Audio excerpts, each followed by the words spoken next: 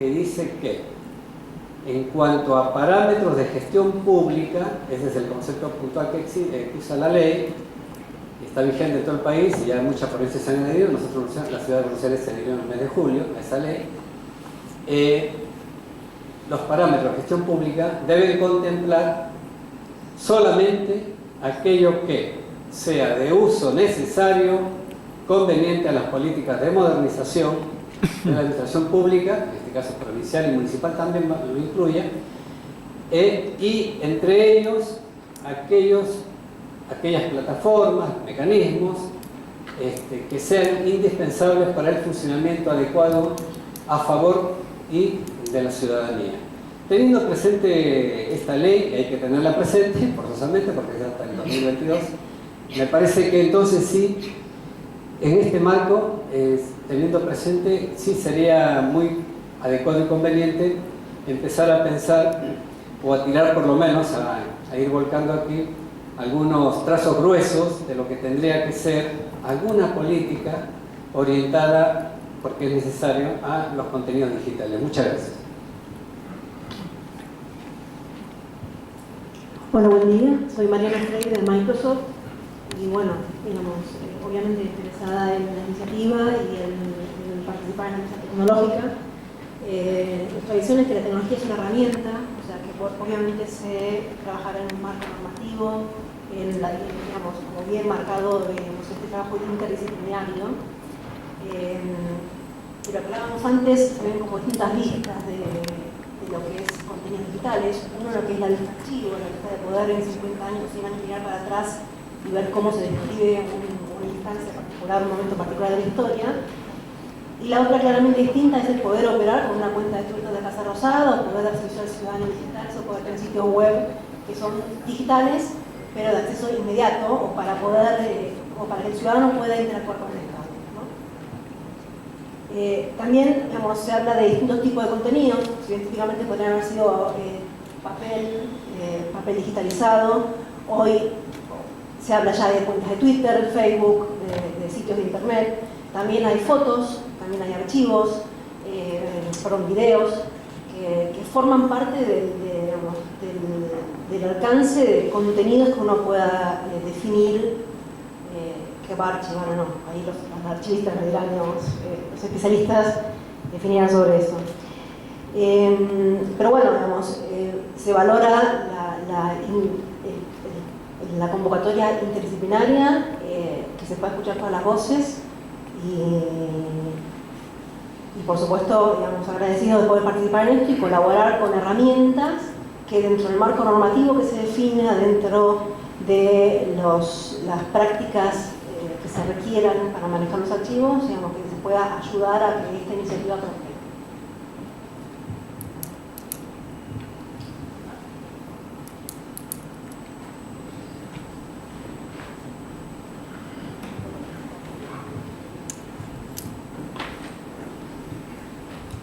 ¿Qué tal? Buenos días, mi nombre es Augusto Pepe, trabajo en el Centro de Documentación e Información del Ministerio de Hacienda. Gracias por la invitación, me gustó mucho y sobre todo por un interés propio. Quiero contar una experiencia que me pasó. Estaba mirando YouTube hace como 3 o 4 meses en casa, buscando discursos, pronósticos fallidos, y me encontré con que el Ministerio de Hacienda tiene un canal en YouTube. Vuelvo el lunes a la biblioteca y digo, ¿qué hacemos con esto? Con estos discursos que están subidos a través del canal del Ministerio de Hacienda. Se me ocurrió el proyecto, bueno, como biblioteca lo tenemos que guardar, bajar, conservar. Y también sufrimos, nos falta un director. Hace 3 años estamos acéfalos, entonces se nos hace un poco cuesta arriba empezar con este proyecto. Me parece muy bueno lo que ustedes presentan, ambicioso en el buen sentido de la palabra, pero también creo que hay una falta de comunicación entre las instituciones. Y sería bueno que vengan, los invito a la Biblioteca del Ministerio de Hacienda, para dar puntapié hacia este proyectos y otros proyectos que despierten el interés de guardar la información. Solamente eso.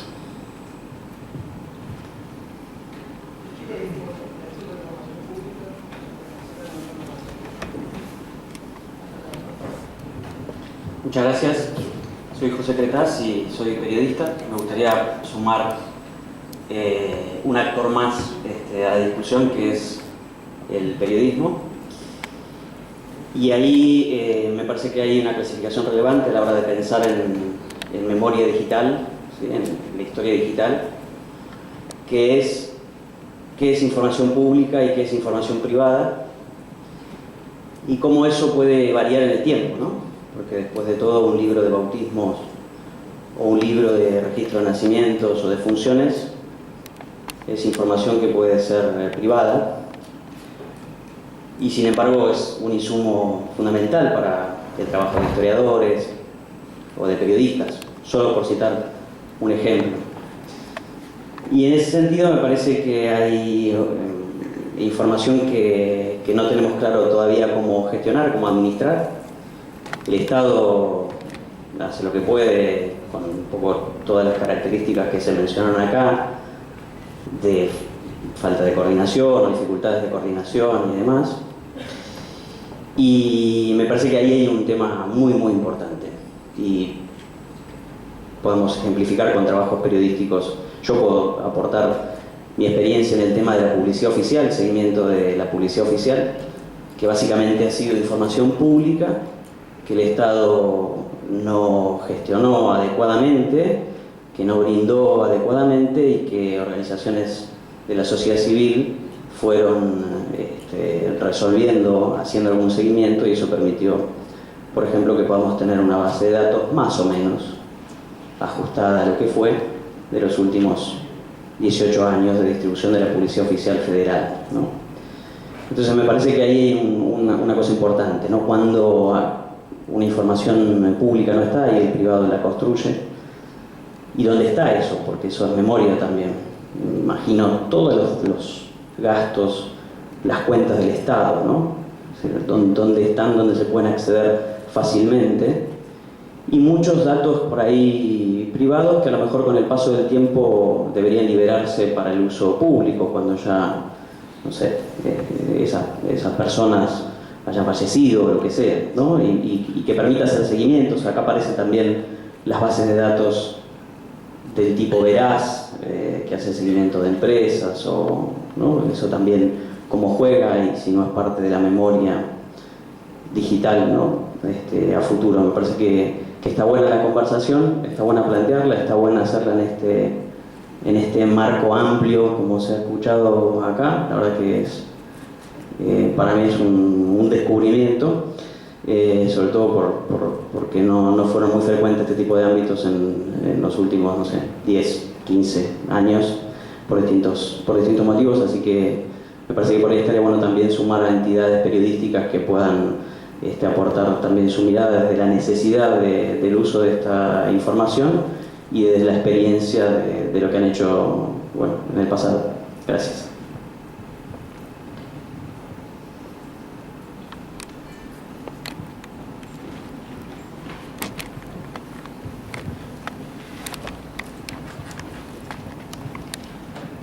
Okay, muchas gracias. Mi nombre es Andrés Kuhn, estoy acá en representación de ARSAT. Simplemente darles nuestro apoyo a esta iniciativa, a este proyecto, más que nada y principalmente en el área tecnológico. No sé si todos conocen, ARSAT generalmente se asocia con la industria satelital, pero ARSAT cuenta hoy con uno de los data centers más modernos de Latinoamérica, con capacidad disponible.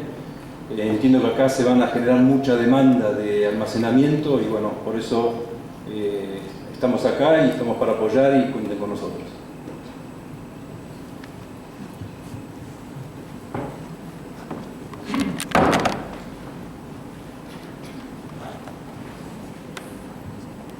Hola, no me gusta mi voz en el micrófono, así que voy a ser breve. Juan Pablo, Katia, Agencia de Acceso a la Información Pública, somos de la parte de Informática e Innovación, más particularmente el director de Informática y yo de Prensa y Comunicación de la agencia. Nos parece importante que en los próximos encuentros también participen tanto de acceso a la información, el área específica, como también de datos personales, porque no sé si están todos al tanto que la agencia es órgano de aplicación tanto de acceso a la información pública como de protección de datos personales. Entonces nos parece importante también para el tema de contenidos digitales, siendo que, doy un ejemplo, todo lo que es redes sociales, muchas veces la comunicación de gobierno pasa por las cuentas personales del funcionario y no por las cuentas institucionales, o hay una estrategia en común, y entonces también nos parece importante que tanto acceso como datos personales estén participando de esto. Y bueno, también nosotros desde el lado de informática e innovación nos ponemos estamos a predisposición de lo que se avance acá en esta mesa de trabajo.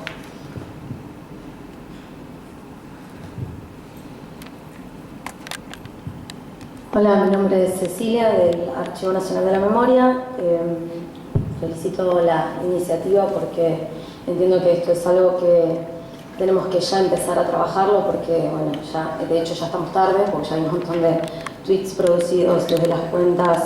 Como comentaba esto, me parece cuestiones que definir, que tiene que ver con qué es información pública, qué es información del ámbito privado, cuáles son las cuentas que se deberían, digamos, si son cuentas institucionales, por lo tanto es información pública y debe tratarse como tal, teniendo en cuenta justamente esta triple función social que comentaba Andrés más temprano.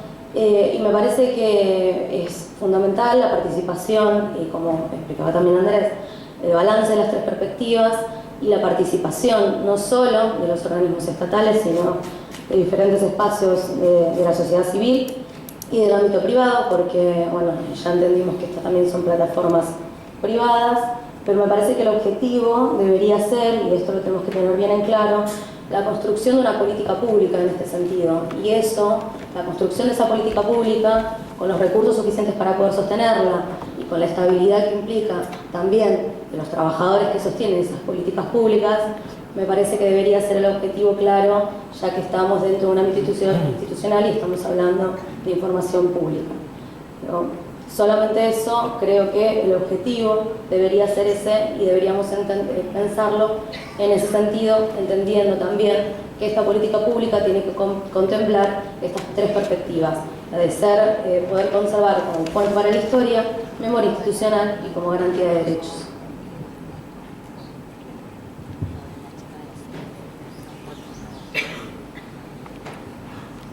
Hola, mi nombre es Marianela, represento a la Asociación por los Derechos Civiles, gracias por la convocatoria.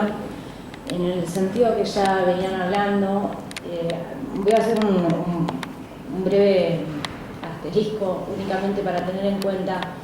Creo que cuando se habla de información pública, información privada, hay que tener en cuenta que si se van a archivar tipos de interacciones que incluyan a terceros, a usuarios terceros, hay que ser como tener mucha atención con la ley de protección de datos personales. Creo que eso sería fundamental. Desde la asociación estamos dispuestos a ver ese debate y esa discusión, siempre y cuando eso nos siga convocando. Muchas gracias.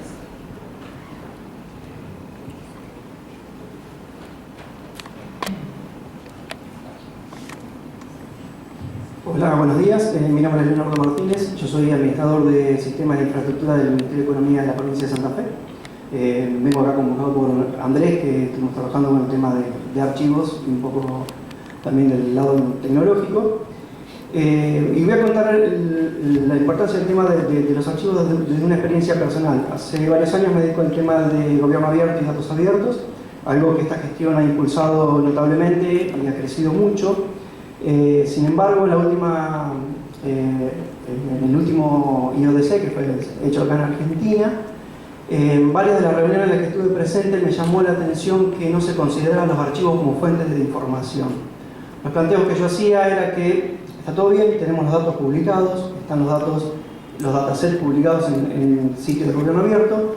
Sin embargo, esos datos no están referidos a la fuente, al acto administrativo que los generó. Entonces no hay una información concreta que le pueda dar fiabilidad a esos datos. Yo creo que eso es algo puntual en lo que hay que trabajar. Y me preocupa también en ese sentido el tema de darle fiabilidad a lo que almacenemos nosotros, digamos como Estado, de lo que se publica en las redes sociales. Teniendo en cuenta lo que dijo acá el colega, de que esa información no está en los servidores de Argentina, está, digamos, en la nube. Quiero desmitificar el término la nube, para mí es un término horrendo. La nube no existe, el dato está en un servidor en algún lugar del mundo y alguien tiene acceso a eso. Es más, normalmente por cuestiones de optimización de recursos, muchas de las empresas que gestionan esa información migran constantemente al recurso físico, o sea que hoy puede estar en Irlanda, en Estados Unidos, en un crucero, en un barco en el medio del océano, en aguas internacionales. O sea, hay una problemática de fondo en cuanto a la autenticidad y fiabilidad de ese documento. Entonces la preocupación mía es cómo hacemos para que esa información poderla acceder de forma permanente, que esté puesta a disposición del Estado, y yo creo que ahí la interacción con las empresas es fundamental. Y bueno, esa es un poco la problemática que me trae esto, ¿no? de tenerlo, el contenido de las redes sociales afuera.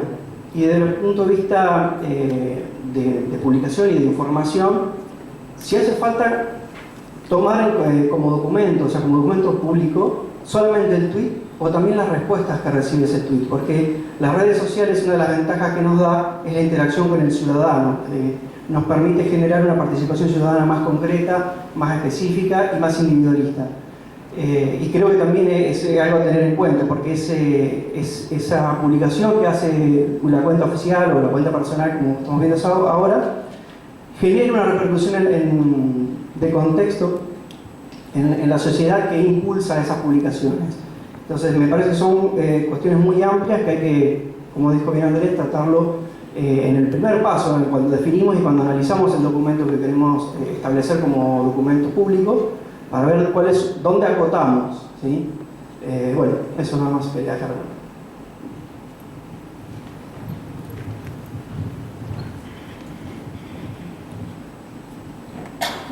Buenos días, mi nombre es Viviana Meneses, pertenezco al Departamento de Estudios Históricos Navales de la Armada Argentina. Con respecto a la respuesta a lo que vos planteaste de tweet, es obligatorio las respuestas, es como la correspondencia escrita que San Martín tenía, o que Brown mantenía, es el ida y vuelta, si no tenemos una pata y nos falta la otra. Eso desde el área de biblioteca, yo no soy archivista, soy bibliotecaria. Con respecto a YouTube, que él decía que estaban recopilando, y a veces es un trabajo hormiga, se empieza desde abajo, ratón de biblioteca, llamarlo de una palabra, empezás a juntar, y después podés brindar al resto algo más sustancioso. Que se va perdiendo en el camino muchas cosas, sí. Que la informática no es infalible, sí. Que no existe candado que no se pueda abrir, sí. Se ve mucho en la propiedad intelectual, en la piratería de los libros. Lo hablo desde mi terreno, ¿no? Desde lo que vemos a diario. Pero si no se empieza desde lo chiquitito, desde esa juntar lo propio y poder volcarlo a lo más, no se logra nada, porque si no todo es una gran utopía.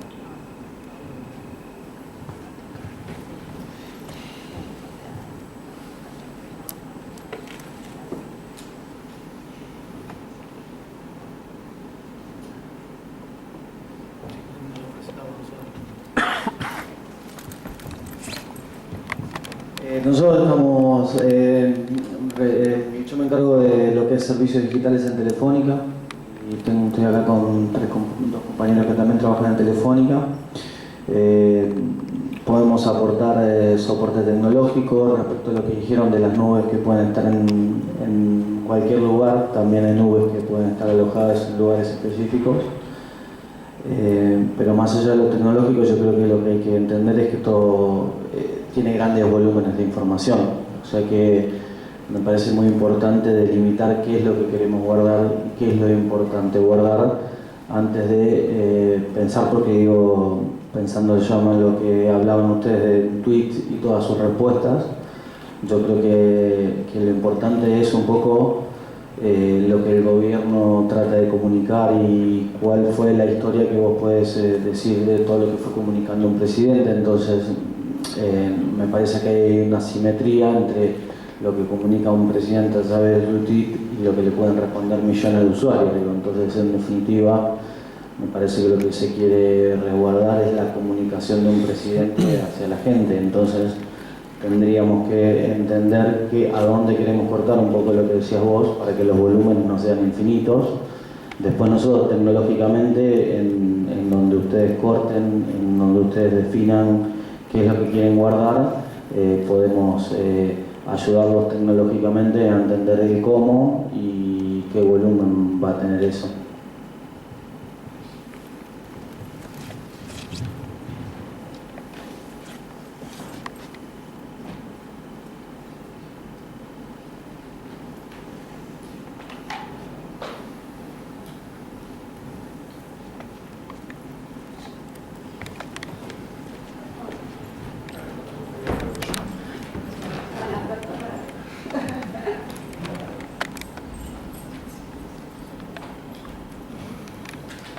Hola, buenos días a todos. Mi nombre es Patricio Thompson.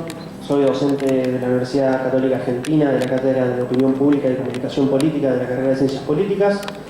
Y me parece interesante que se haya nombrado a lo largo de esta charla el ejemplo de lo que fue la transición digital en Estados Unidos, ¿no? Al pasar de lo que fue la administración Obama a la administración de Donald Trump. Principalmente porque Obama fue el primer presidente norteamericano no en tener una cuenta de Twitter, sino en tener una cuenta institucional de Twitter, al crear el @POTUS, POTUS siendo President of the United States. Y que al ser el creador de cuenta institucional, por primera vez se encontraron con este problema de, bueno, ante un traspaso de gobierno, ante un cambio de gestión, ¿cómo hacemos que esa transición sea lo más ordenada posible? Estados Unidos tiene la suerte de que Twitter es de allá, tiene sus servidores allá, con lo cual simplemente haciendo un trabajo en conjunto, lo que hicieron, para los que no lo saben, fue, digamos, en el caso de Twitter específico, pero también se hizo en Facebook y en Instagram, fue hacer un duplicado de la cuenta, a la cual se le cambió el nombre y fue @POTUS44, justamente por ser el presidente número 44 de Estados Unidos, en el cual se hizo un duplicado de absolutamente todos los tweets, todos los comentarios y todos sus seguidores. Y a la cuenta @POTUS, la original, mantenerle los seguidores, pero sacar todo el contenido y dejarla limpia, para que el próximo presidente arranque de cero. Después sucedió que, bueno, Donald Trump hace tiempo que tenía su propia cuenta de Twitter y decidió seguir utilizando su cuenta personal, más allá de que algunas cuestiones se hicieron desde la cuenta institucional. Pero por lo menos, digamos, acá una de las preguntas que surgían era, bueno, ¿qué vamos a tomar para archivar? ¿Las cuentas personales o las cuentas institucionales? Simplemente para aportar al debate, comentar que en Estados Unidos se decidió ir por las cuentas institucionales y no por las cuentas personales. A su vez, ¿qué pasa con otros activos digitales, como pueden ser las páginas web? Bueno, la página web de la Casa Blanca de la administración Obama nuevamente se duplicó y